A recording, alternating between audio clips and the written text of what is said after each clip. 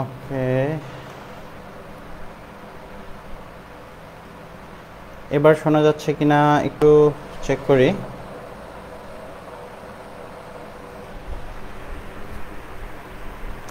Sound শোনা যাচ্ছে কিনা তোমরা একজন বলো। ওকে,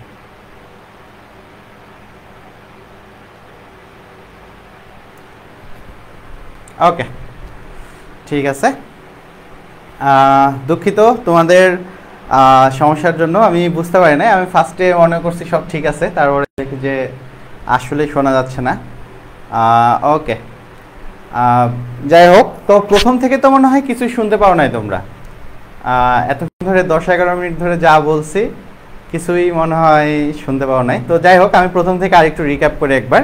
তো সেটা হচ্ছে যে আমরা যাই হোক দীর্ঘদিন পর তোমাদের সাথে ক্লাস শুরু করলাম।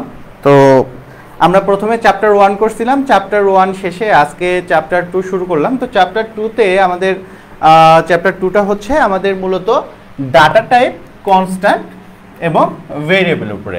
তো এই তিনটা টপিকস আমাদের প্রোগ্রামিং, যে কোনো প্রোগ্রামিংয়ের জন্য, প্রোগ্রামিং সি হোক, পাইথন হোক, জাভা হোক, আমাদের যে কোনো একটা প্রোগ্রামিং ল্যাঙ্গুয়েজ শুরু করতে গেলে প্রোগ্রামিং ল্যাঙ্গুয়েজের ডাটা টাইপটা, কনস্ট্যান্ট, ভেরিয়েবল জিনিসগুলো কি, এই জিনিসগুলো সম্পর্কে একটা ক্লিয়ার কনসেপ্ট প্রয়োজন প্রোগ্রামিং করার জন্য। আচ্ছা আচ্ছা, লাস্ট 5 মিনিট সাউন্ড হয় নাই, মানে প্রথম দিকে শোনা গেছে। আচ্ছা আচ্ছা, ঠিক আছে, তাহলে আমি এই টপিক থেকে শুরু করি তাহলে। তো যাই হোক, তারপর আমি আরেকবার ওভারভিউ করি, যেহেতু আমরা নতুনভাবে লাইভ শুরু করলাম, আমি একটু ওভারভিউ দিয়ে তারপরে আবার শুরু করতেছি, সমস্যা নেই। তো আমাদের এই তিনটা জিনিস খুবই গুরুত্বপূর্ণ। তো সেখান থেকে আমাদের ডাটা টাইপ জিনিসটা কি, আমাদের বিভিন্ন ধরনের ডাটা, অর্থাৎ আমাদের প্রোগ্রামিংয়ে যদি একটা নাম্বার ব্যবহার করি সেটাও একটা ডাটা, একটা ক্যারেক্টার যদি ব্যবহার করি সেটাও একটা ডাটা, আমরা দশমিকযুক্ত নাম্বার ব্যবহার করলেও ডাটা। তো এরকম ডাটা টাইপগুলোকে বিভিন্নভাবে ক্যাটাগরাইজ করা যায়।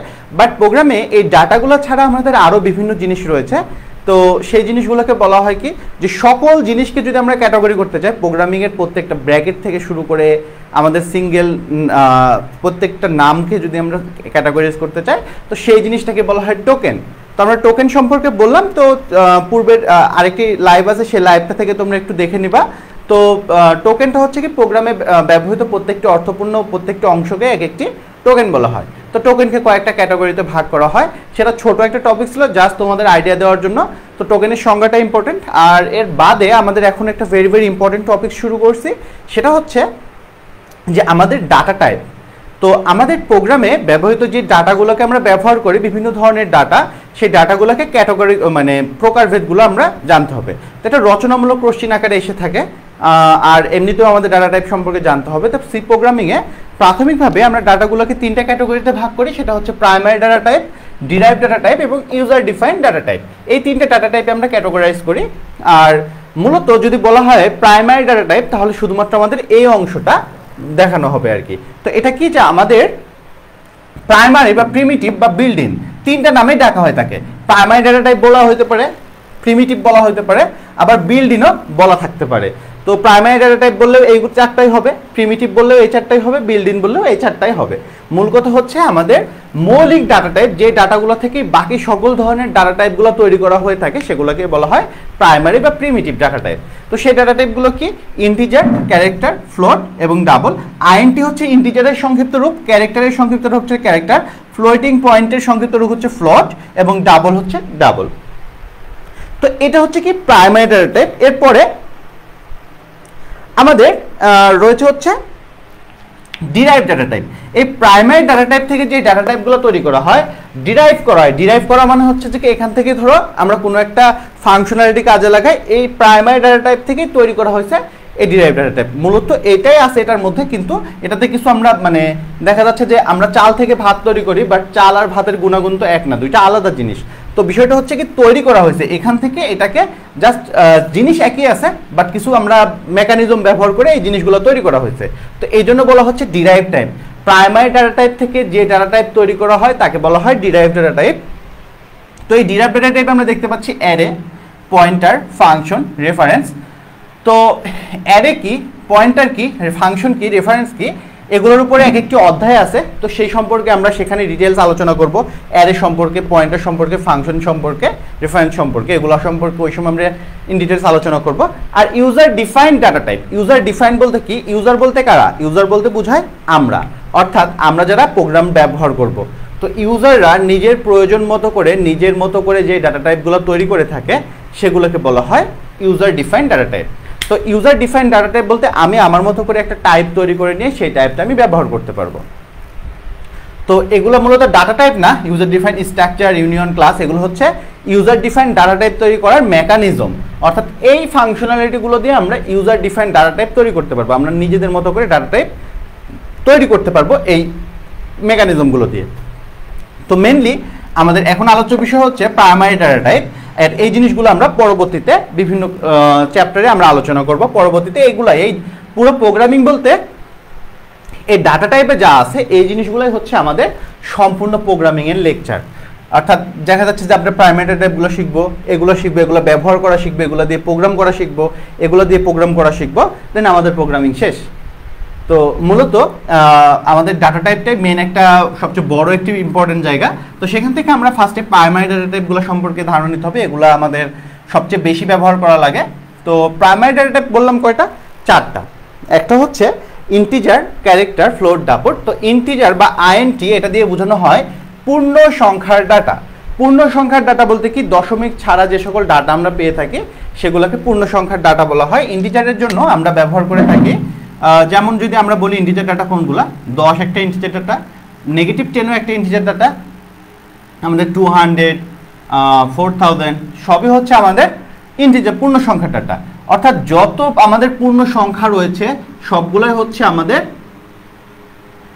ইন্টিজার। তো এই ডাটাগুলোর জন্য কম্পিউটার মেমোরি একটা জায়গা বরাদ্দ রাখে যে এতটুকু জায়গার মধ্যে এই ডাটাটা রাখা হবে। তো এটার জন্য জায়গা বরাদ্দ হচ্ছে 4 বাইট। বাইটের বিটের হিসাব যদি তোমাদের একটু বলি, তো বাইটের বিটের হিসাব হচ্ছে যে 1 বাইট সমান সমান হচ্ছে 8 বিট। আর একটা বিট সমান বাইনারি 0 অথবা 1, অর্থাৎ হচ্ছে যে একটা মানে লো ভোল্টেজ বা হাই ভোল্টেজকে বোঝানো হয় আর কি। তো 1 বাইট সমান সমান 8 বিট। তো এরকম 4 বাইট জায়গা দখল করে একটা ইন্টিজার ভ্যালু রাখার জন্য, আমরা একটা নাম্বার রাখার জন্য 4 বাইট জায়গা অর্থাৎ 32 বিট জায়গা দখল করে রাখে। এরপরে ক্যারেক্টার হচ্ছে যে কোনো একটি সংখ্যা শুধুমাত্র সিঙ্গেল কোটেশনের ভিতরে, কোটেশন বলতে আমরা এরকম বোঝানো হয় সিঙ্গেল কোটেশনের মধ্যে কোনো একটি ক্যারেক্টার রাখার জন্য এই ডাটা টাইপটা ব্যবহার করা হয়। অর্থাৎ সিঙ্গেল ক্যারেক্টার যদি আমরা কখনো ব্যবহার করি সেক্ষেত্রে আমরা ক্যারেক্টার ডাটা টাইপ ব্যবহার করব। তো এই ক্যারেক্টার ডাটা টাইপের জন্য আমাদের আরেকটি জিনিস রয়েছে, সেটা হচ্ছে আস্কি ভ্যালু। তো আস্কি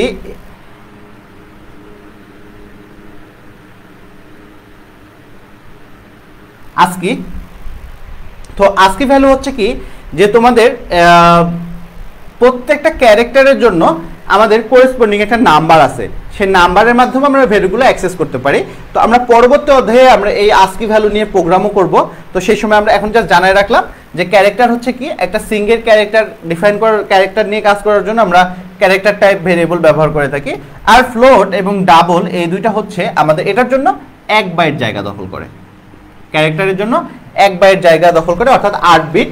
একটা ক্যারেক্টারের জন্য 8 বিট জায়গা লাগে। আর ফ্লোট এবং ডাবল এই দুটো হচ্ছে দশমিক যুক্ত নাম্বারের জন্য ব্যবহার করা হয়। ফ্লোটিং পয়েন্টও দশমিকের জন্য, ডাবলও দশমিকের জন্য।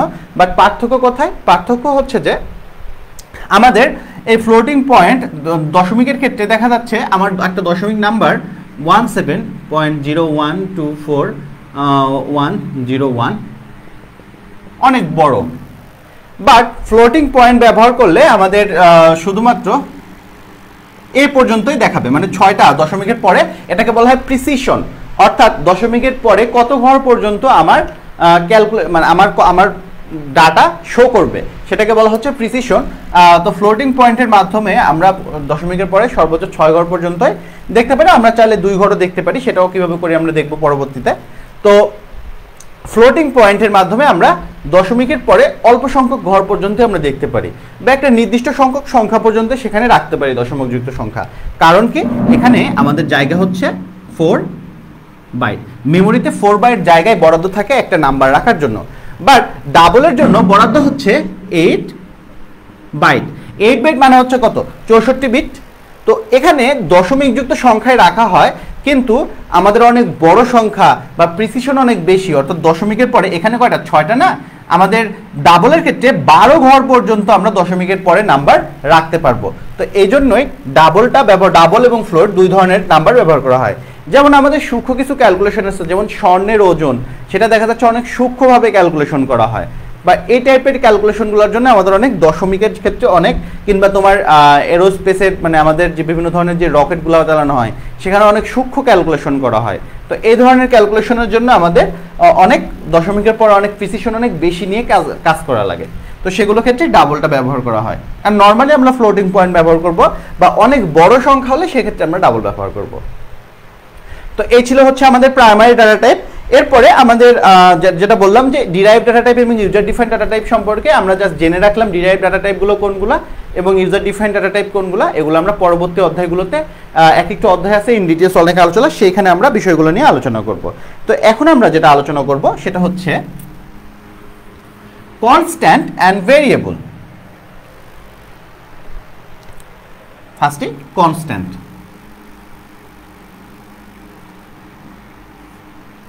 তো কনস্ট্যান্ট জিনিসটি কি? কনস্ট্যান্ট আমরা কনস্ট্যান্ট বলতে কি বোঝায় আর ভেরিয়েবল বলতে কি বোঝায় এই জিনিসটা নর্মাল সেন্সে কোনটা বুঝি? কনস্ট্যান্ট যেটা বোঝা যাচ্ছে স্থির, অর্থাৎ যেটা পরিবর্তন করা যায় না, যে ধরনের ডাটাগুলোকে আমরা পরিবর্তন করতে পারি না সেই ধরনের ডাটাগুলোকে আমরা বলে থাকি কনস্ট্যান্ট, অর্থাৎ অপরিবর্তনশীল। কনস্ট্যান্ট বলতে আমরা বুঝতেছি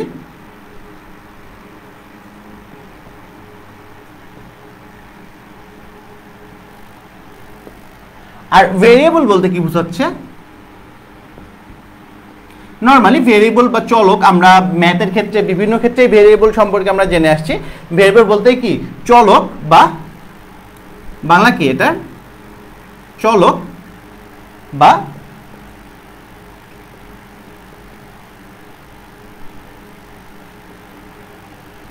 পরিবর্তনশীল। অর্থাৎ যে ডাটাগুলোকে আমরা পরিবর্তন করতে পারি না সেই ডাটাগুলোকে বলা হচ্ছে কনস্ট্যান্ট, আর যেগুলোকে আমরা পরিবর্তন করতে পারি সেগুলোকে বলা হচ্ছে ভেরিয়েবল। তো ফার্স্টে আমরা কনস্ট্যান্ট সম্পর্কে কিছু জিনিস জানবো, প্রোগ্রামে কনস্ট্যান্ট কোথায় কোথায় কিভাবে কিভাবে ব্যবহার করা হয় সেই জিনিসটা আমরা ফার্স্টে জানবো। তো প্রোগ্রামে দুই ধরনের কনস্ট্যান্ট ব্যবহার করা হয়, একটা হচ্ছে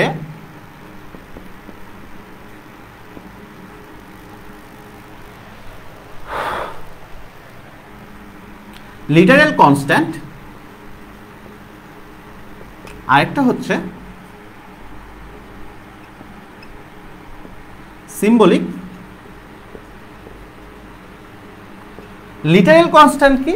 লিটারেল বলতে আমরা নর্মালি যে ধরনের কনস্ট্যান্টগুলো প্রোগ্রামে বিভিন্ন ইকুয়েশনে বিভিন্ন ক্যালকুলেশনের সময় ব্যবহার করি সেই ধরনের কনস্ট্যান্টগুলোকে লিটারেল কনস্ট্যান্ট বলে। যেমন আমরা যদি একটা ইকুয়েশন লিখি যে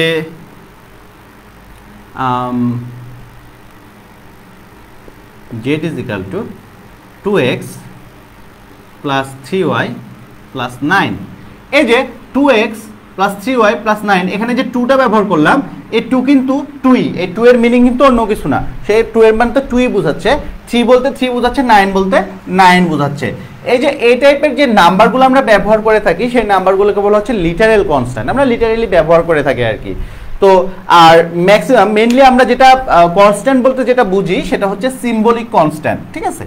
এই সিম্বলিক কনস্ট্যান্টগুলোই মূলত আমরা প্রোগ্রামে বিভিন্নভাবে ব্যবহার করে থাকি। তো সিম্বলিক কনস্ট্যান্ট কয়েকভাবে ব্যবহার করা যায়, যে তার মধ্যে একটা হচ্ছে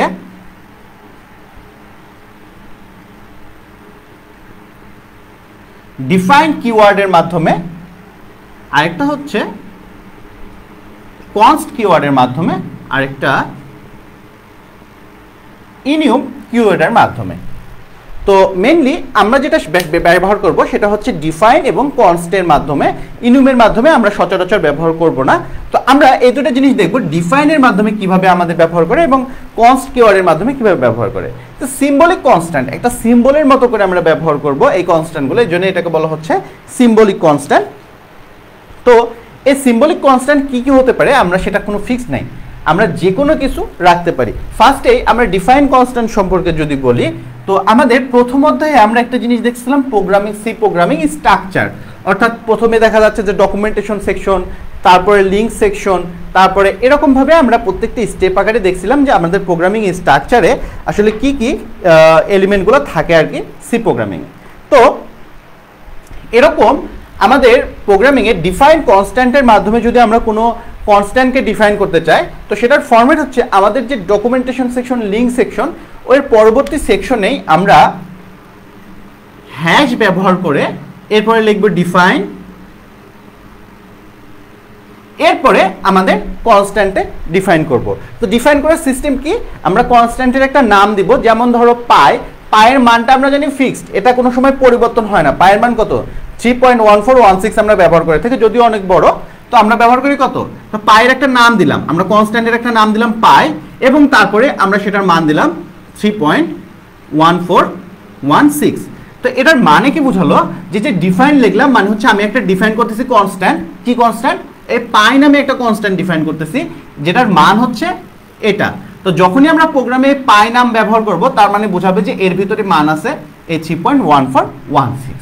তো এইভাবে আমরা একটা কনস্ট্যান্ট ডিফাইন করতে পারি, যেটার মানে হচ্ছে ডিফাইন কিওয়ার্ডের মাধ্যমে। আবার আরেকটা সিস্টেম আছে, সেটা হচ্ছে কনস্ট কিওয়ার্ডের মাধ্যমে।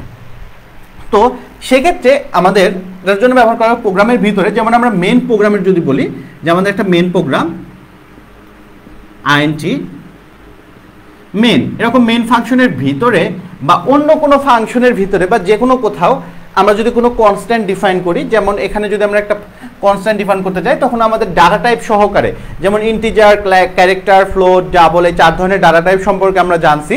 তো সেই 4 ধরনের ডাটা টাইপের কোনো একটা ডাটা টাইপের সেই টাইপ অনুযায়ী, দেখো এখানে আমরা দশমিকযুক্ত নাম্বার ব্যবহার করছি, দশমিকযুক্ত নাম্বার, ফ্লোট বা ডাবল, কিন্তু আমরা এখানে ফ্লোট বা ডাবল কোনো কিছু কিন্তু ডিফাইন করি নাই, জাস্ট লিখছি পাই, লিখে আমরা আমাদের কনস্ট্যান্টটা দিয়ে দিছি। বাট আমরা যখন কনস্ট কিওয়ার্ডের মাধ্যমে ডিফাইন করব, তখন সেখানে আমাদের একটা ফরম্যাট ইউজ করতে হবে। ফার্স্টে লিখতে হবে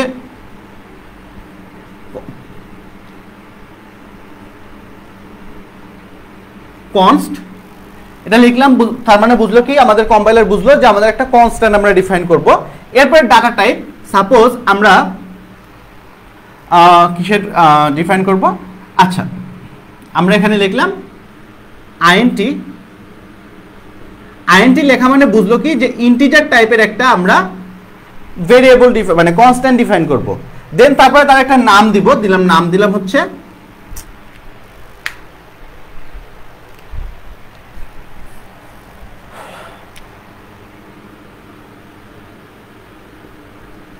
ম্যাক্স, দেন তারপরে ইজিক্যাল টু দিলাম 100, সেভ করো। তো এখানে আমরা যেটা করলাম সেটা হচ্ছে কনস্ট লিখলাম, কনস্ট লেখার পরে ডাটা টাইপের নাম লিখলাম, তারপরে ভেরিয়েবলের নাম লিখলাম, দেন তারপরে ভ্যালুটা রাখলাম। তো এই যে ম্যাক্সটা যখন আমরা ব্যবহার করব, তখন কি হবে, সেটার মান 100। তো এই মানটা আমরা আর চেঞ্জ করতে পারবো না। তো আমরা কনস্ট্যান্ট সম্পর্কে জানলাম, কিন্তু কনস্ট্যান্ট কেন কনস্ট্যান্ট, সেই জিনিসটা যদি আমরা একটু ভালোভাবে বুঝতে চাই, তাহলে ভেরিয়েবল সম্পর্কে আমাদের বুঝতে হবে। তো ভেরিয়েবল সম্পর্কে আমাদের বুঝতে হলে আমাদের যে জিনিসটা বুঝতে হবে সেটা হচ্ছে কি, আমরা এই জিনিসটুকু একটু মাথায় রাখবো, যে কনস্ট্যান্ট করার সময় আমরা ডিফাইন দিয়ে কনস্ট্যান্ট ব্যবহার করলাম, কনস্ট কিওয়ার্ড লিখে আমরা কনস্ট্যান্টগুলো ব্যবহার করলাম, এই জিনিসটুকু আমরা একটু মাথায় রাখবো। আমরা একটু ভেরিয়েবল সম্পর্কে একটু আমরা জানবো।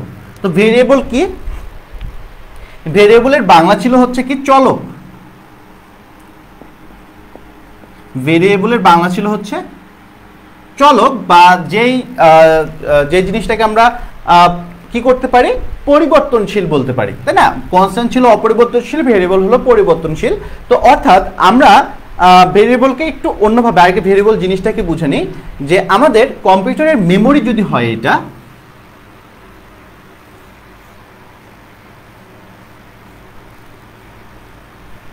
এটা ধরো আমাদের কম্পিউটারের মেমোরি, অর্থাৎ র্যাম, এটা আমাদের র্যাম। তো এই র্যামের ভেতরে আমরা এই যে বললাম যে ইন্টিজারের জন্য 4 বাইট, ক্যারেক্টারের জন্য 2 বাইট, এরকম করে আমরা কিছুক্ষণ আগে ভেরিয়েবলগুলো মানে আমাদের ডাটা টাইপগুলো সম্পর্কে জানলাম, যে এই 4 বাইট জায়গা, 2 বাইট জায়গা, 8 বাইট জায়গা বিভিন্ন ডাটা টাইপের জন্য। তো সেই ডাটা টাইপগুলো কি করা হয়, কম্পিউটারের একটা মেমোরিতে সেই ডাটাগুলোকে রাখা হয়।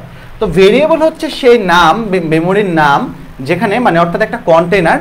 তাহলে ভেরিয়েবল জিনিসটা কি, যে আমাদের একটু ক্লিয়ার করে বলি, ভেরিয়েবল হচ্ছে আমাদের মেমোরির একটি লোকেশনের নাম, যার ভেতরে আমরা বিভিন্ন ধরনের ডাটা রাখতে পারি। যেমন ধরো এই যে আমাদের মেমোরির বিভিন্ন ব্লক, সাপোজ এই অংশটুকু হচ্ছে একটা 4 বাইট জায়গা, মানে এটা 4 বাইট একটা জায়গা, সেই জায়গা আমি যদি একটা ভেরিয়েবল লিখি int অর্থাৎ ইন্টিজার টাইপের একটা ভেরিয়েবল আমরা লিখবো, তো ভেরিয়েবলের নাম দিলাম হচ্ছে abc এবং এর ভিতরে রাখলাম 100। তো কি হবে, এই যে এই জায়গাটা মেমোরির কম্পিউটারের বিভিন্ন জায়গায় এটা ব্লক করতে পারে, তো আমরা এই জায়গাটার নাম হবে কি abc এবং এটার ভিতরে রাখবে 100। এবং পরবর্তীবার আমরা যখন আবার যদি এখানে কোনো কাজ করলাম, বিভিন্ন রকমের কাজ করলাম, কাজ করার পর আবার লিখলাম abc ইজিক্যাল টু 150। ঠিক আছে, তো এখানে এতক্ষণ ছিল 100 এই কাজ করা পর্যন্ত, পরে যখনই আমরা abc ইজিক্যাল টু 150 করে দিছি, এই লোকেশনের যে ডাটাটা ছিল সেই ডাটাটার ভ্যালু চেঞ্জ হয়ে 150 হয়ে যাবে।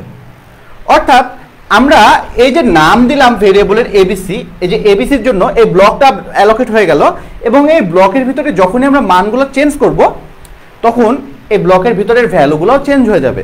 অর্থাৎ এমন না যে আমরা এটা চেঞ্জ করতে পারবো না, বাট এই কনস্ট্যান্ট এখানে যে কি ম্যাক্স, তো এটা ধরো ম্যাক্স, এই ম্যাক্সের ভিতরে 100, যখনই আমরা এই ম্যাক্স ইজিক্যাল টু আমরা যখনই করতে চাবো 300 বা এরকম যে কোনো কিছু আমরা যখনই পরিবর্তন করতে চাবো, তখনই কি হবে, এখানে একটা ইরর দেখাবে,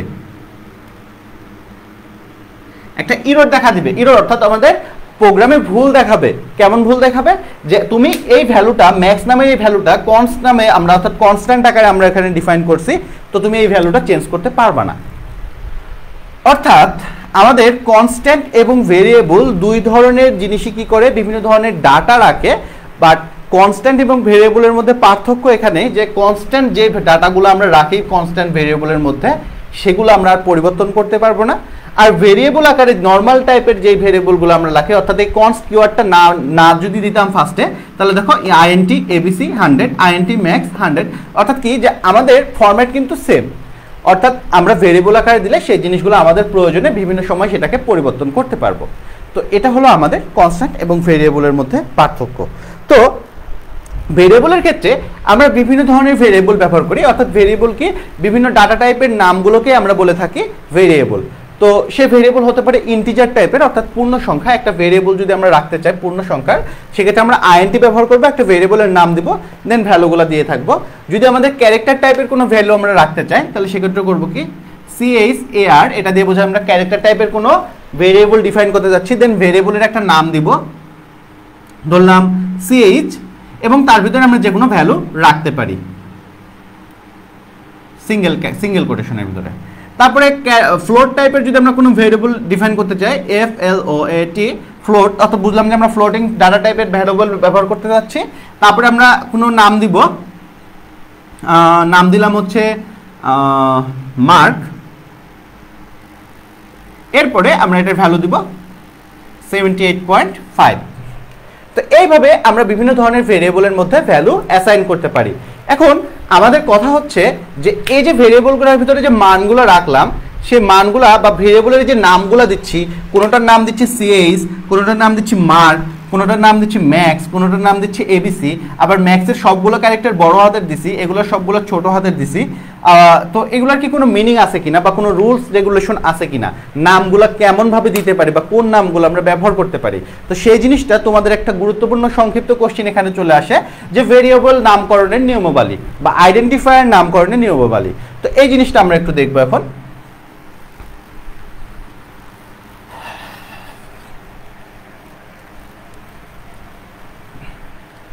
তো ভেরিয়েবল, তোমাদের ভেরিয়েবলের সাথে আরেকটা জিনিস চলে আসে, সেটা হচ্ছে আইডেন্টিফায়ার। তো তোমাদের বইয়ের একটু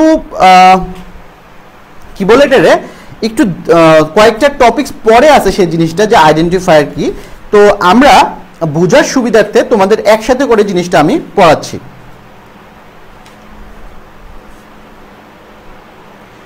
ওকে, তো দেখো ভেরিয়েবল বা আইডেন্টিফায়ার জিনিসটাকে আমি একটু বলে নিই। তো তোমাদের দুইভাবে কোশ্চেনটা আসতে পারে, যে ভেরিয়েবল নামকরণের নিয়মাবলী বা আইডেন্টিফায়ারের নামকরণের নিয়মাবলী।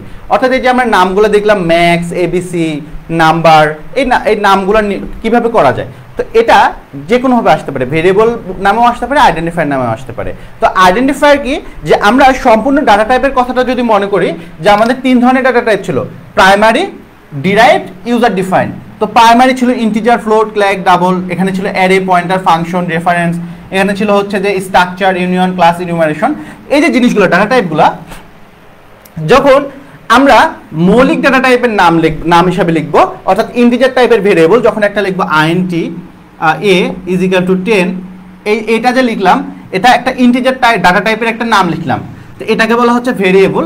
যখন আমরা শুধু মৌলিক ডাটা টাইপ না লিখে ডিরাইভড বা আমাদের ইউজার ডিফাইন্ড ডাটা টাইপের নাম লিখবো, তখন সেটাকে বলা হবে আইডেন্টিফায়ার। অর্থাৎ হিসাব একটাই, নাম আলাদা, লাউ আর কদু, মানে একই হিসাব বাট দুইটা নামে ডাকা হচ্ছে। তো নামকরণের নিয়মাবলী সেম, ডিফারেন্ট কিছু আছে, সেই জিনিসগুলো আমি আগে বলে নিই, তারপরে বলবো। প্রথমে যেটা আমাদের আসে সেটা হচ্ছে যে একটা ভেরিয়েবল নামকরণের জন্য আমরা ব্যবহার করতে পারবো শুধুমাত্র বড় হাতের এ থেকে জেড পর্যন্ত, ছোট হাতের এ থেকে জেড পর্যন্ত, 0 থেকে 9 পর্যন্ত এবং আন্ডারস্কোর। ঠিক আছে, তো এই জিনিসগুলো আমরা ব্যবহার করতে পারবো একটা ভেরিয়েবল নামকরণের নিয়মের ক্ষেত্রে। এরপরের রুলস যে আমাদের প্রথম ক্যারেক্টার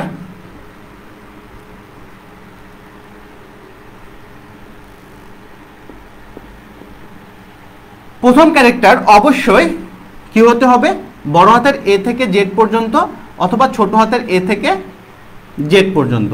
মানে প্রথম আমরা ব্যবহার করতে পারবো বড় হাতের এ থেকে জেড, ছোট হাতের এ থেকে জেড, 0 থেকে 9 পর্যন্ত এবং আন্ডারস্কোর, বাট প্রথম ক্যারেক্টারটা অবশ্যই আমাদের ব্যবহার করতে হবে বড় হাতের এ থেকে জেড অথবা ছোট হাতের এ থেকে, অর্থাৎ একটা ক্যারেক্টার অবশ্যই প্রথমে ব্যবহার করতে হবে। এরপরে আমরা মাঝে কোনো স্পেস রাখতে পারবো না, নো স্পেস, অর্থাৎ মাঝখানে কোনো স্পেস দিতে পারবো না, অর্থাৎ এভাবে লিখতে পারবো না এ বি সি নাম, এরকম ভাবে যে মাঝখানে যে স্পেসটা দেওয়া আছে স্পেসটা আমরা দিতে পারবো না, একসাথে দিতে হবে। স্পেসের পরিবর্তে আমরা ব্যবহার করতে পারবো আন্ডারস্কোর। তো আন্ডারস্কোর ব্যবহার করে আমরা স্পেসের ঘাটতিটা পূরণ করতে পারি। আর আমরা নাম্বারের মাঝে যে কোনো জায়গায় আমরা নাম্বার ব্যবহার করতে পারবো, যেমন লিখলাম আমরা এভাবে নাম 1, এরকম ভাবে দিলাম নাম 2, এরকম ভাবে নাম্বারের সাথে আমরা ডিজিটগুলো ব্যবহার করতে পারবো, বাট প্রথমে আমরা ব্যবহার করতে পারবো না। এই ছিল হচ্ছে ভেরিয়েবল নামকরণের নিয়ম। তো এটা সংক্ষিপ্ত কোশ্চেন আকারে এসে থাকে। তো তারপরে আরেকটা জিনিস তোমাদের বলে দেবো, সেটা হচ্ছে কি, দেখো আমি যখন একটা কনস্ট্যান্ট লিখছিলাম এরকম ভাবে const int max is equal to 100 এভাবে লিখছিলাম, বাট যখন আমি নর্মালি লিখলাম int abc is equal to 150, তো দেখো যখন আমি কনস্ট টাইপের লিখলাম তখন আমি সবগুলো ক্যারেক্টার বড় হাতের লিখলাম, আর যখন নর্মাল ভেরিয়েবল লিখলাম সবগুলো ছোট হাতের লিখলাম।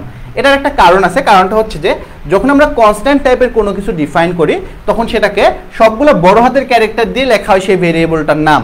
কেন লেখা হয়, মানে সেই আইডেন্টিফায়ারটার নাম কেন লেখা হয়, কারণ হচ্ছে এটা একটা নোটেশন, যে দেখে আমরা বুঝতে পারি যে এই যে সবগুলো ক্যারেক্টার বড় হাতের, তার মানে হচ্ছে এটার ভিতরে যে ভ্যালুটা আছে সেটা কনস্ট্যান্ট, সেটা আমরা পরিবর্তন করব না। বোঝার সুবিধার্থে ব্যবহার করা হয়। ছোট হাতের লিখলেও ইরর দেখাবে না, মানে ভুল হবে না, বাট স্ট্যান্ডার্ড হচ্ছে আমাদের কনস্ট্যান্ট টাইপের গুলো বড় হাতের লিখবো, নর্মাল ভেরিয়েবলগুলো ছোট হাতের লিখবো।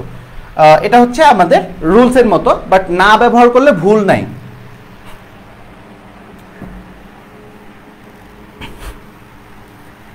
তো এই গেল কনস্ট্যান্ট এবং ভেরিয়েবল। ভেরিয়েবল সম্পর্কে আরো কিছু গুরুত্বপূর্ণ কোশ্চেন, যেমন হচ্ছে ভেরিয়েবল স্কোপ এবং লাইফ টাইম।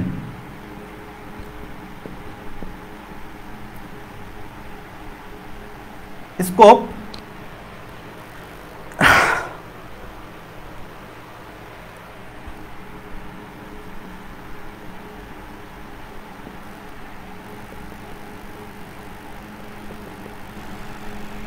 লাইফ টাইম, এই দুটা জিনিস শেখার সাথে আমাদের আরেকটা জিনিস শেখা লাগবে, সেটা হচ্ছে ভেরিয়েবল দুইটা ভাগে ভাগ করা হয়। একটা হচ্ছে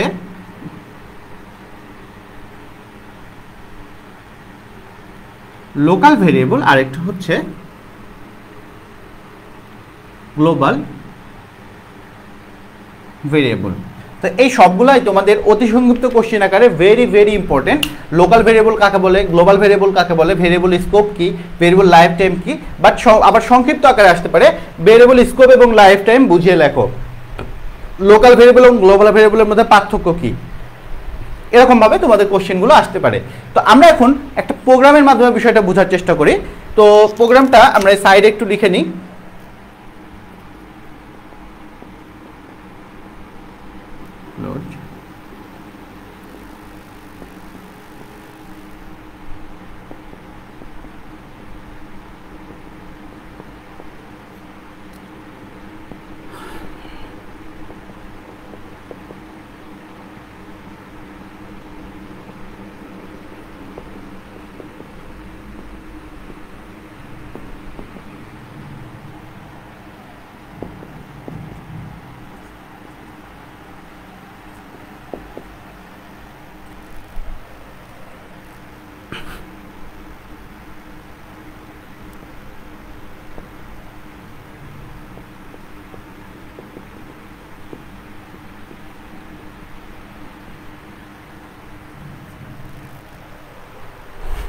ওকে,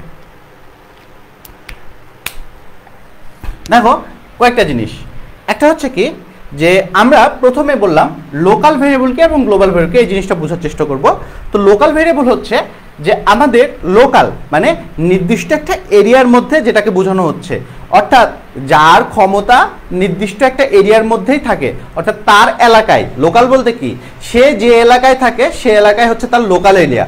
তো এরকমভাবে আমাদের প্রোগ্রামও সেমভাবে যে ভেরিয়েবলটার, ধরো এই যে একটা ব্লক, আমরা এই যে সেকেন্ড ব্র্যাকেট দিয়ে শুরু হয়েছে, সেকেন্ড ব্র্যাকেট দিয়ে শেষ হয়েছে, এটা হচ্ছে কি আমাদের মেন ফাংশন। তো মেন ফাংশন বাদে অন্য কোনো ফাংশনও হতে পারে। তো যেটাই হোক, একটা নির্দিষ্ট এই যে ব্লক, এই ব্লকের ভিতরে কোনো ভেরিয়েবল ডিক্লেয়ার করা হলে সেটাকে বলা হবে সেই ব্লকের লোকাল ভেরিয়েবল। অর্থাৎ এই ভেরিয়েবলটা, এই যে আমরা এই ভেরিয়েবলটাকে এই ব্লকের ভিতরে ডিফাইন করছি, এই জন্য এই ভেরিয়েবলটা লোকাল হচ্ছে কার জন্য, এই ব্লকের জন্য, সে হচ্ছে লোকাল ভেরিয়েবল। আর গ্লোবাল ভেরিয়েবল কি, যেটা কোনো ব্লকের ভিতরে ডিফাইন করা হয় নাই। আমাদের এই যে হ্যাশ ইনক্লুড studio.h, এটা হচ্ছে আমাদের লিঙ্কিং সেকশন, অর্থাৎ আমাদের প্রোগ্রামকে বিভিন্ন লাইব্রেরি ফাংশনের সাথে লিঙ্ক করার জন্য এই লাইনটা আমরা ব্যবহার করি। তো এই লাইনের পরবর্তীতে এবং মেন ফাংশনের উপরে যে ভেরিয়েবলগুলো ব্যবহার করা হয় সেই ভেরিয়েবলগুলোকে বলা হয় গ্লোবাল ভেরিয়েবল। অর্থাৎ আমাদের হেডার ফাইল এবং মেন ফাংশনের মাঝে যে ভেরিয়েবলগুলো আমরা ডিফাইন করি সেই ভেরিয়েবলকে বলা হচ্ছে গ্লোবাল ভেরিয়েবল। তো গ্লোবাল ভেরিয়েবলের সুবিধা কি? গ্লোবাল ভেরিয়েবলের সুবিধা হচ্ছে যে গ্লোবাল ভেরিয়েবলটা আমরা প্রোগ্রামের যে কোনো জায়গায় ব্যবহার করতে পারবো। ধরো এটা গেল মেন ফাংশন, এরপর আমাদের আরও একটা ফাংশন আছে, এখানেও আমরা এই ভেরিয়েবলটাকে ব্যবহার করতে পারবো। দেখো এখানে আমরা কিন্তু এটাকে মান কোনো কিছু দিই না এই ব্লকের ভিতরে, এই সি এর মানটা, বাট আমরা এখানে সিটাকে প্রিন্ট করে দেখাইছি। এই প্রিন্টের ফাংশনের মাধ্যমে আমরা কি করি, আউটপুটে দেখতে পাই ভ্যালুগুলা। ওকে, তো এখন আমাদের লোকাল ভেরিয়েবল সম্পর্কে জানলাম এবং গ্লোবাল ভেরিয়েবল সম্পর্কে জানলাম। সাথে আরেকটা জিনিস আমরা জানবো, ভেরিয়েবল স্কোপ এবং variable life time. Variable scope বলতে বোঝায় কোন স্কোপটুকুতে তার ক্ষমতা আছে, অর্থাৎ কোন মানে অংশটুকু, প্রোগ্রামের কোন অংশটুকুতে কোনো একটা ভেরিয়েবল কার্যকর থাকে সেই অংশটাকেই বলা হচ্ছে স্কোপ। যেমন আমাদের এই ভেরিয়েবলটার স্কোপ হচ্ছে প্রত্যেকটা জায়গায়, এই ব্লকে, এই ব্লকে, এই ব্লকে, এই ব্লকে, সব জায়গায়। বাট আমাদের এই ভেরিয়েবলটার কথা যদি বলি, এই ভেরিয়েবলের স্কোপ হচ্ছে যে এখান থেকে শুরু করে এই ব্লক পর্যন্ত, এটাই হচ্ছে তার স্কোপ। অর্থাৎ প্রোগ্রামে একটা ভেরিয়েবল কোথায় কোথায় ব্যবহার করা যাবে সেটাই হচ্ছে সেই ভেরিয়েবলের স্কোপ। আর লাইফ টাইম যদি বলা হয়, এই যে variable life time, life time মনে হচ্ছে তার জীবনকাল, অর্থাৎ একটা ভেরিয়েবল কতক্ষণ পর্যন্ত বেঁচে থাকবে। তো বাঁচা মরার কথা যখন আসছে, ভেরিয়েবলের জন্ম কিভাবে হচ্ছে, দেখো আমাদের যখন একটা ভেরিয়েবল ইনিশিয়ালাইজ করলাম, এই যে int c, এই যে c = 20 দিলাম, যখনই আমরা এটা লিখলাম তার মানে হচ্ছে তার জন্ম হলো। মানে একটা ভেরিয়েবল তৈরি করা থেকে শুরু করে তার জন্ম শেষ কোথায় হবে, এই প্রোগ্রামটা যতক্ষণ চলবে, এরকম ধর আরো লাইন আছে, আরো লাইন আছে, এদিকে আরো লাইন আছে, এরকম আমার প্রোগ্রামটা যতক্ষণ চলবে এই ভেরিয়েবলটার লাইফ টাইম হচ্ছে ততক্ষণ। প্রোগ্রাম আছে তো আমি আছি, বাট এই যে int a = 10 লিখলাম, এই ভেরিয়েবলটার জন্ম হলো এখানে এবং তার মৃত্যু হবে এইখানে। যতক্ষণ পর্যন্ত প্রোগ্রাম এই ব্লক থেকে এই ব্লক পর্যন্ত কার্যকর থাকবে ততক্ষণ পর্যন্তই তার জীবন থাকবে। এই ব্লক থেকে প্রোগ্রাম যখনই বের হয়ে যাবে, এদিকে এক্সিকিউশন শুরু করবে, তখনই এর মৃত্যু হবে, তখনই সে মরে যাবে। তো এটাই হচ্ছে তার লাইফ টাইম। তো এই দুইটা জিনিস, যে একটা ভেরিয়েবলের scope, life time, local variable, global variable, এই অধ্যায়ের মধ্যে ভেরি ভেরি ইম্পর্টেন্ট 4টা কনসেপ্ট। আশা করি তোমরা বুঝতে পারছো। তো আমরা সামনের দিকে আগাই।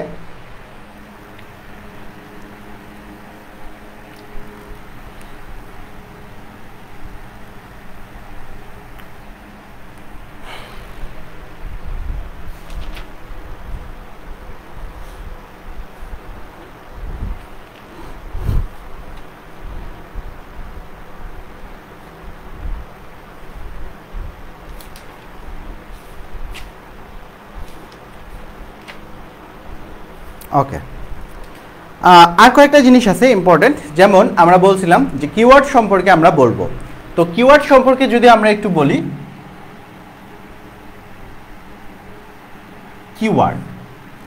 কিওয়ার্ড মানে একটা, মানে যেই শব্দটাকে মানে আমরা কি বলতে কি চাবি বুঝি আমরা, তাই না? তো এটার মেনলি আসলে প্রোগ্রামের ক্ষেত্রে বোঝানো হয় যে আমাদের প্রোগ্রামে যে ওয়ার্ডগুলোর নির্দিষ্ট বিশেষ কিছু মিনিং আছে এবং যেই ওয়ার্ডগুলো ব্যবহার করলে প্রোগ্রাম কোনো না কোনো কাজ করে, সেগুলোকেই বলা হচ্ছে কিওয়ার্ড। যেমন আমরা যখন এই যে কনস্ট ব্যবহার করলাম, কনস্ট, তখন আমার প্রোগ্রাম বুঝলো যে আমরা একটা কনস্ট্যান্ট ভেরিয়েবল মানে লিখতে চাচ্ছি।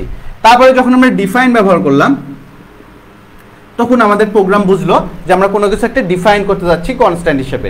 তো এই যে আমরা এই ওয়ার্ডগুলো ব্যবহার করলে কম্পাইলার বুঝতেছে, প্রোগ্রাম বুঝতেছে যে আমরা কোনো একটা কিছু কাজ করতে যাচ্ছি এবং এটার স্পেশাল একটা মিনিং আছে, এটা বলতে বোঝায় যে আমরা কনস্ট্যান্টলি ডিফাইন করতে যাচ্ছি। এরকম সি প্রোগ্রামিংয়ে অনেকগুলো কিওয়ার্ড আছে, সেই কিওয়ার্ডগুলোকে বলা হচ্ছে আমাদের সংরক্ষিত শব্দ, যার স্পেশাল মিনিং আছে এবং স্পেশাল কিছু কাজ করে থাকে।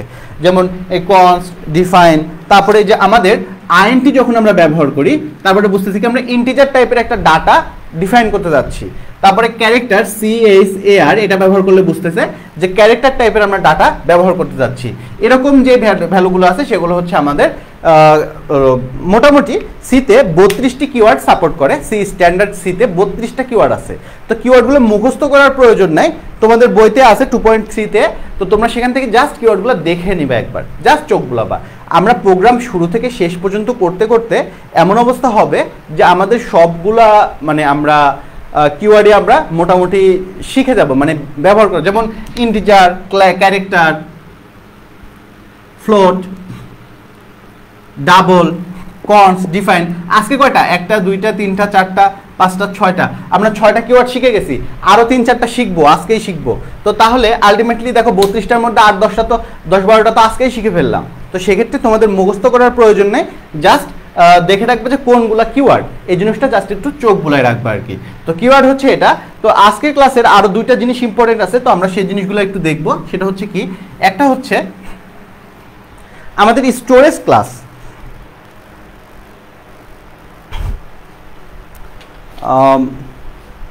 ওকে, আমাদের স্টোরেজ ক্লাস বোঝার আগে আমরা আরেকটা জিনিস দেখব, যে ভেরিয়েবল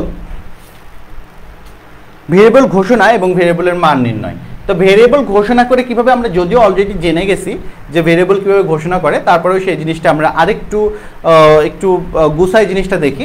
যে ধরো সাপোজ আমরা একটা ভেরিয়েবল ঘোষণা করব, যেমন আমি যদি এরকমভাবে ঘোষণা করি int a, আমার কিন্তু এখানে ঘোষণা করা হয়ে গেছে a নামের একটা ভেরিয়েবল, ইন্টিজার টাইপের মানে পূর্ণ সংখ্যার একটা ভেরিয়েবল আমরা ঘোষণা করে ফেললাম। সেটার জন্য কম্পিউটারের মেমোরিতে একটা নির্দিষ্ট জায়গায় a নামের একটা ভেরিয়েবল হয়ে গেছে। এর ভিতরে কিন্তু কোনো ভ্যালু নাই, বা আছে উল্টাপাল্টা ভ্যালু, আমরা কোনো কিছু সেট করি নাই, বাট এই ভেরিয়েবলটা কিন্তু ডিফাইন করা হয়েছে। বাট ভেরিয়েবলটা এটা কি হয়েছে, এটাকে বলতেছি আমরা ডিফাইন করা বা ডিক্লেয়ার করা। ডিক্লেয়ার করলাম মানে আমরা ডিক্লেয়ার করে দিলাম a নামের একটা ভেরিয়েবল আছে, ডিক্লেয়ার। তো ওকে, তার মানে সে বলছে ওকে ঠিক আছে, আমরা মেমোরিতে রেখে দিলাম এর জন্য একটা জায়গা, বাট সেটার মান কত সেটা বলি নাই। তো সেটার মান বলার জন্য আমরা যেটা করব, পরবর্তীতে a = আমরা লিখে দিলাম 10। এটাকে বলা হচ্ছে ইনিশিয়ালাইজেশন।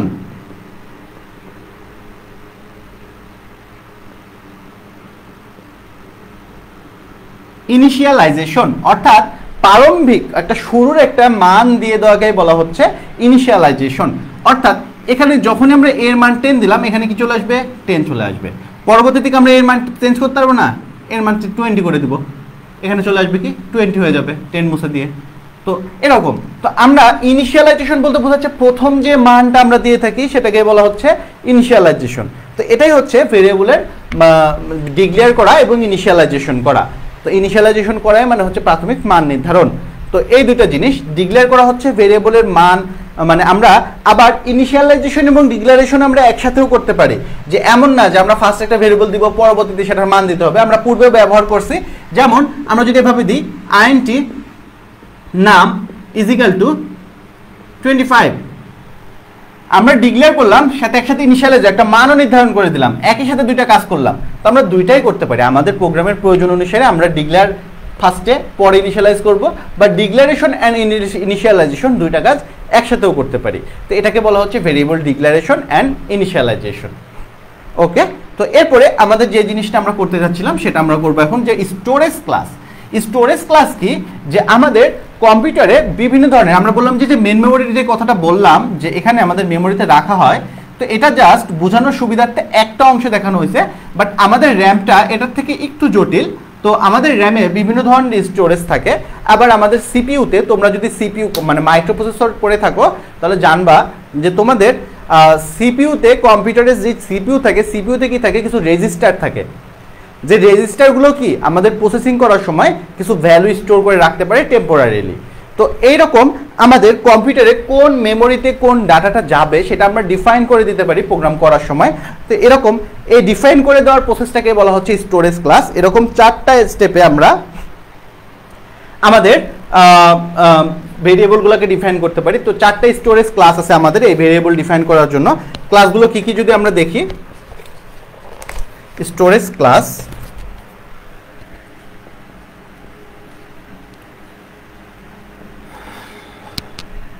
একটা হচ্ছে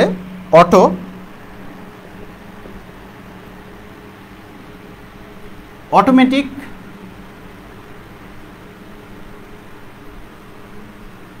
স্টোরেজ ক্লাস, এরপরে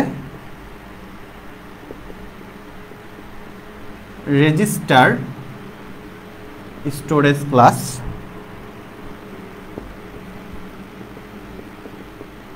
static storage class,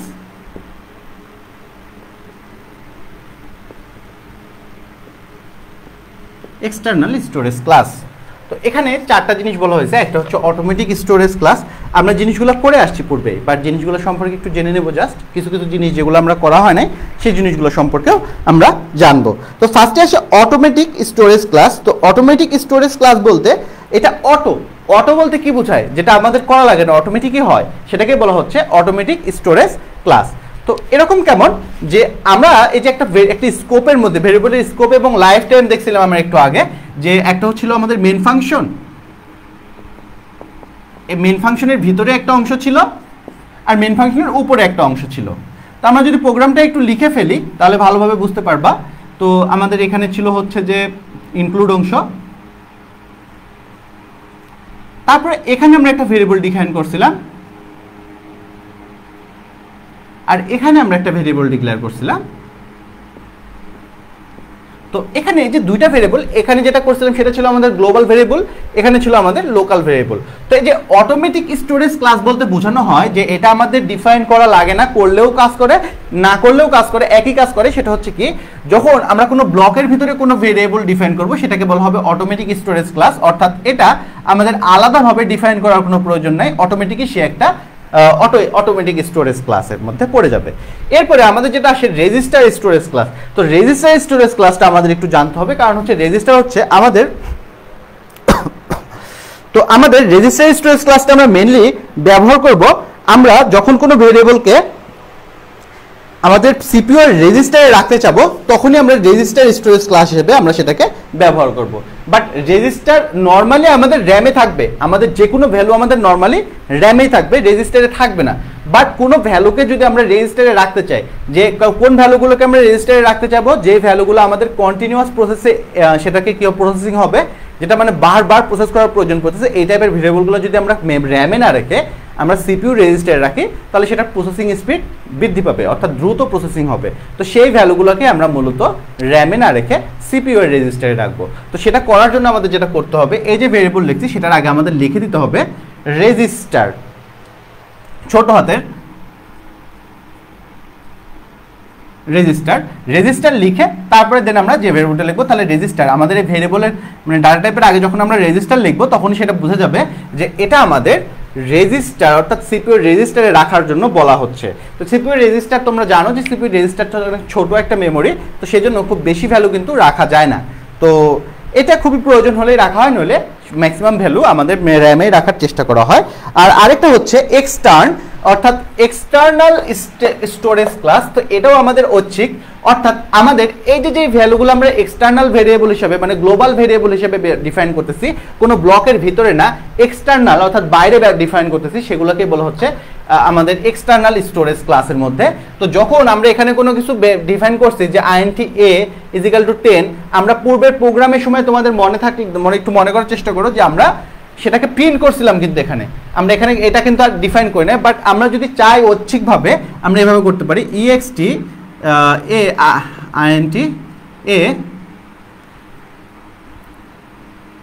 int a is equal to 10।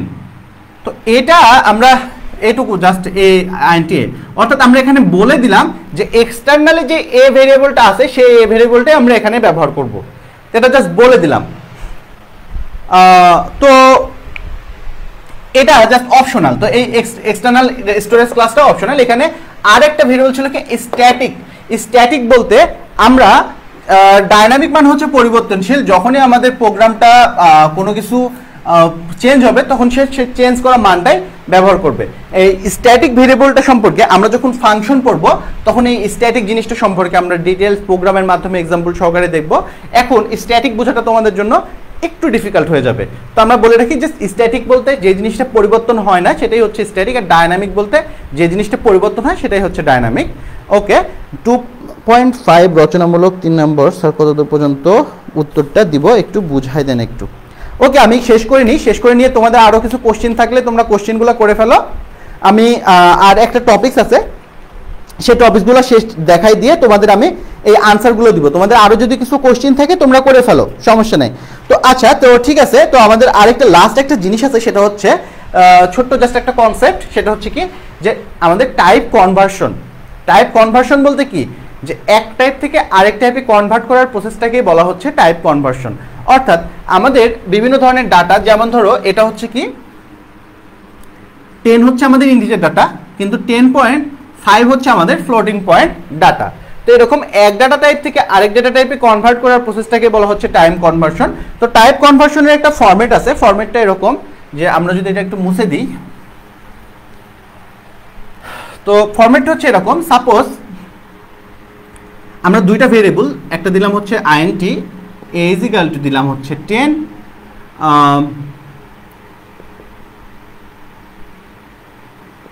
Float c is equal two দিলাম 25.78, তারপরে character c is equal to a। Okay, তো এখন আমরা যদি একটা কাজ করি, এই যে এর ভিতরে আমরা যদি এই যে সি এর যে মানটা আছে, ফ্লোটের মানটা আছে, সেই মানটা যদি আমরা এ ভেরিয়েবলের ভিতরে রাখতে চাই তাহলে নর্মালি আমরা রাখতে পারবো না, প্রোগ্রাম এরর দিবে। এরর দিবে কেন? কারণ হচ্ছে দুই টাইপের জিনিস, ভিন্ন ক্যাটাগরির জিনিস, দুইটা ভিন্ন ক্যাটাগরির জিনিস। সাপোজ ধরো তোমরা ইলেকট্রিক্যালের স্টুডেন্ট, তোমরা যদি সিএসসিতে যাই ক্লাস করতে যাও, তখন স্যাররা বা অনেকে হয়তো বলবে তোমরা এই ক্লাসে কেন আসছো, তোমাদের ক্লাসে যাও। তো কিন্তু তুমি যদি তোমার ডিপার্টমেন্ট চেঞ্জ করে সিএসসিতে রূপান্তর হয়ে যাও, তাহলে কিন্তু আর তোমাকে কেউ কিছু বলবে না, বলবে যে না সে এখন সিএসসি। বিষয়টা হচ্ছে এরকম। তো আমাদের এক টাইপ থেকে আরেক টাইপে কনভার্ট করার এই প্রসেসটাকে বলা হচ্ছে টাইপ কনভার্সন। যদি আমরা এখন এই সি এর ভ্যালুটাকে আমরা এতে রাখতে চাই তাহলে করব কি? তো আমরা ফার্স্টে লিখব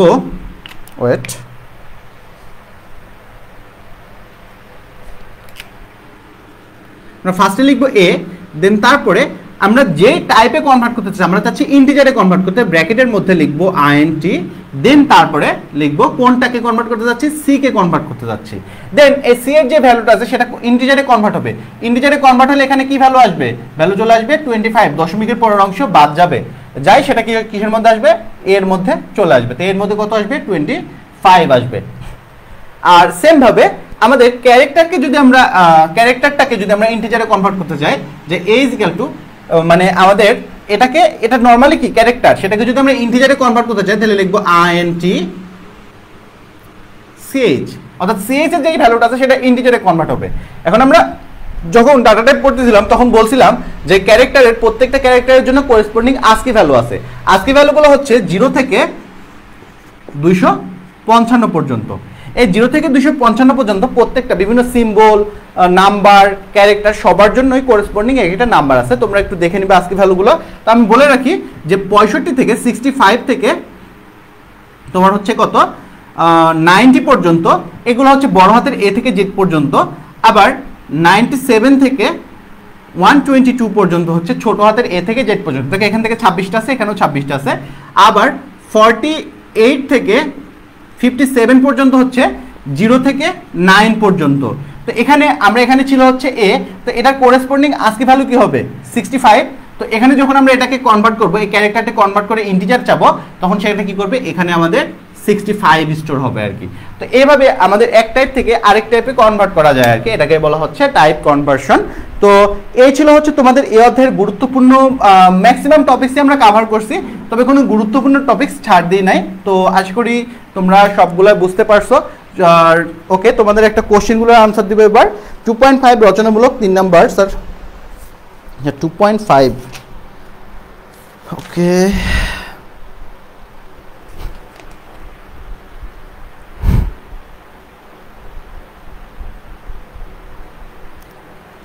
আচ্ছা, এটা বলতে কি তুমি বুঝেছো 2.5 বলতে ভেরিয়েবল ডিক্লারেশন বলতে কি বোঝায়, ভেরিয়েবল নামকরণের নিয়মসমূহ লিখো, তাই না? তো ভেরিয়েবল কোশ্চেনটা আরেকবার দেখি। আচ্ছা, ভেরিয়েবল ডিক্লারেশন বলতে কি বোঝায়? তো ভেরিয়েবল ডিক্লারেশন সম্পর্কে আমরা জানলাম যে ভেরিয়েবল ডিক্লারেশন কি, যে ভেরিয়েবল ডিক্লারেশন হচ্ছে যে আমাদের ভেরিয়েবলের মানটা তোমাদের 2.5 এর প্রথম যে অংশটুকু আছে, যে প্রথম ভেরিয়েবল ঘোষণার নিয়ম সিনট্যাক্স, তো সেটাই হচ্ছে ভেরিয়েবল ডিক্লারেশন। তারপরে হচ্ছে ভেরিয়েবলের নামকরণের নিয়মাবলী, দেখো এটুকু, বাকি পরেরগুলো আর দেওয়া লাগবে না। তোমাদের প্রথম 2.5 এর প্রথম যে অংশটুকু আছে সেটুকুই হচ্ছে ভেরিয়েবল ডিক্লারেশন নিয়ম, মানে এর পরের অংশ দেওয়া লাগবে না। আর ভেরিয়েবল নামকরণের নিয়মাবলী দেখো 2.5.1 তোমাদের 57 পেজে, তো সেখানে দেওয়া আছে। তো আমি চেষ্টা করবো তোমাদের এই কোশ্চেনগুলো, ইম্পর্টেন্ট কোশ্চেনগুলো তোমাদের 2-1 দিনের মধ্যেই তোমাদের নোট আকারে দিয়ে দেওয়ার, তো টেনশনের কিছু নাই। আর আজকের ক্লাসটা এই পর্যন্তই, তাহলে তোমাদের আগামী ক্লাসে দেখা হবে।